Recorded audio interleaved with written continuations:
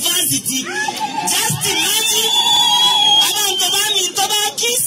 we say to the president, Kongole, Kongole, Kongole, and Tutam. There is something, there is something in our name. I've seen, it will be called Nyamira University what? College. Ruto Nyamira University College. Because there is something in our name.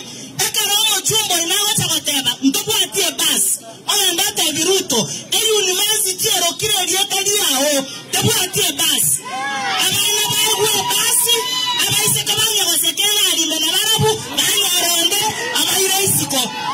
so we support our CS Migosi, we support the president, we support Jerusha Momani,